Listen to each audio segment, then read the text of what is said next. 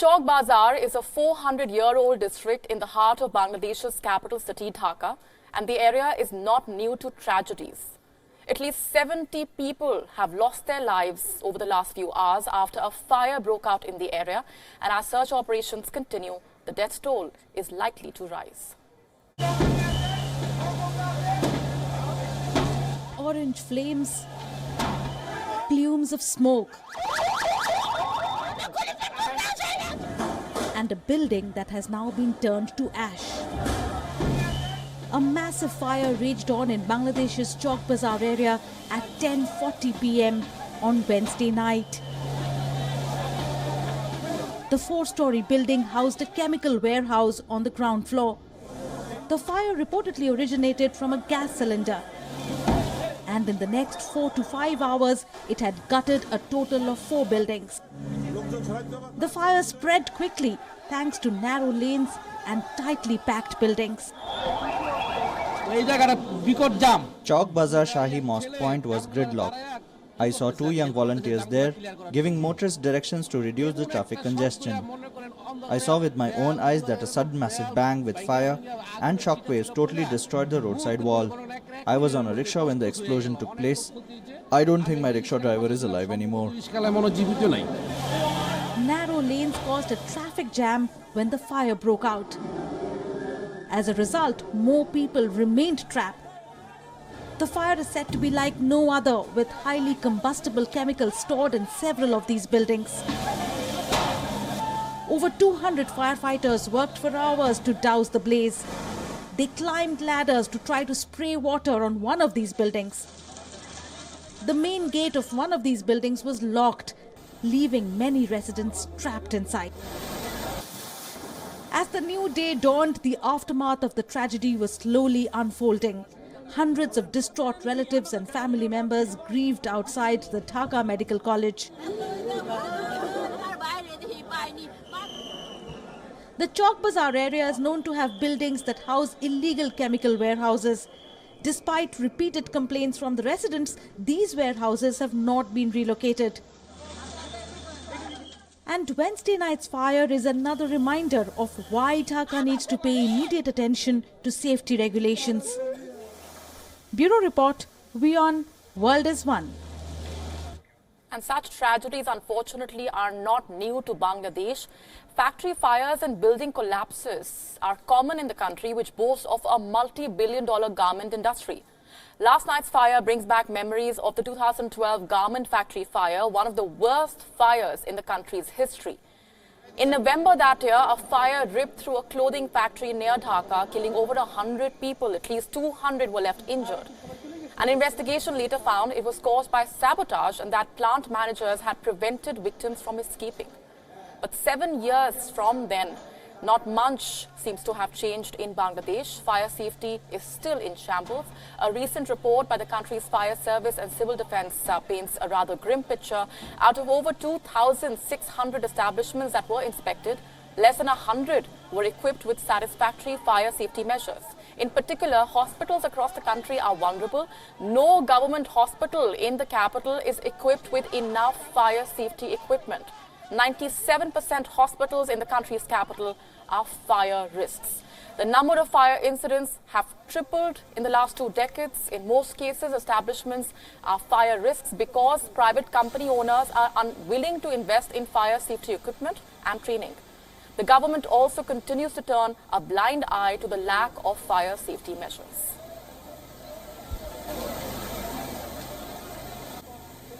And a week since the deadly Pulwama terror attack, global outrage against the Imran Khan government is only growing, and the Indian government is now leaving no stone unturned to hit out at Pakistan.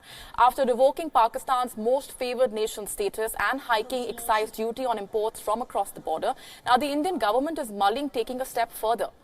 Union Minister Nitin Gadkari has said today that India is mulling diverting water of 3 rivers common with Pakistan to River Yamuna.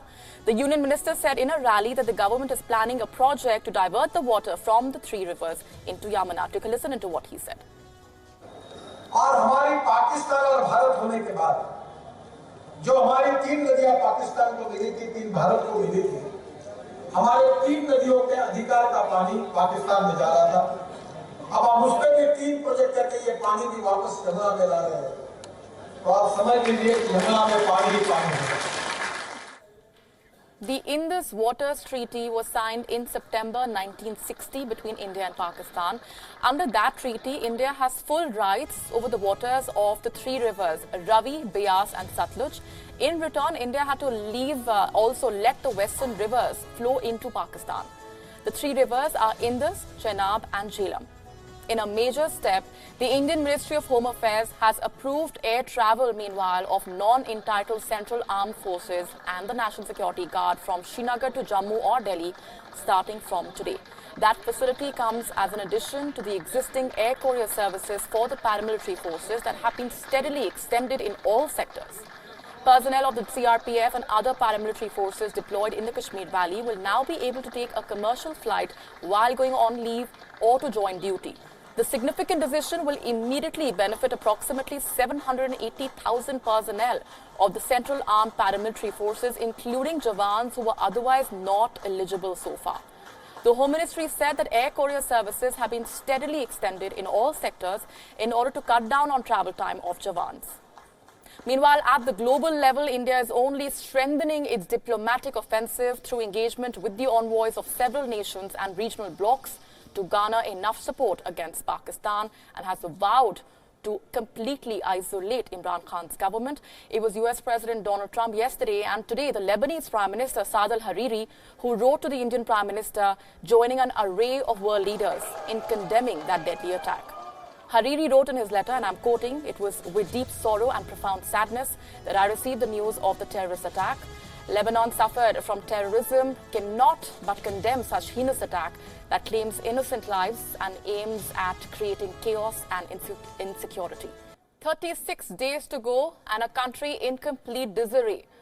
Lawmakers are quitting their parties, companies are shifting out of the country, rise in anti-Semitism is causing widespread concerns, and if all this is not enough, there is absolutely no consensus over any crucial issue concerning the Brexit. Theresa May talked once again to the European Union. The result of the talks, well, inconclusive as expected. Is it Brexit or Brexodus? The United Kingdom was barely coming to terms with the cracks in the Labour Party, which saw 7 MPs abandon the ship. Now, 3 Conservative MPs have also quit their party.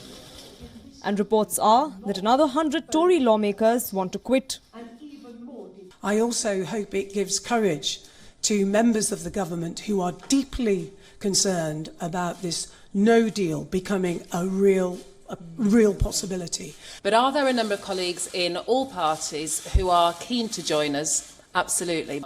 The lawmakers who have quit the 2 major parties have joined hands to form an independent group, a disruption that could change the face of British politics. There is no consensus over crucial issues, be it Irish backstop or customs union. And Theresa May continues to negotiate with the European Union, but there is no agreement in sight. Time is of the essence, the British Prime Minister says, but that's exactly what she's running out of. The issue that I'm taking to Brussels is the one I've been speaking to EU leaders about over the last few days, and that is the concern that was expressed in this House of ensuring that we could not find ourselves in the current backstop indefinitely. The European Union is not ready to budge. No-deal Brexit is an option and a weapon for the European Union. We are ready. We are ready. We are planning against all possible scenarios, including the worst one. The EU is even making jokes about shaving on the consequences of Brexit. Remarquez que je porte le résultat d'un geste non intentionnel que j'ai commis ce matin. Je me suis rasé pour la première fois de ma vie à l'âge de 15 ans.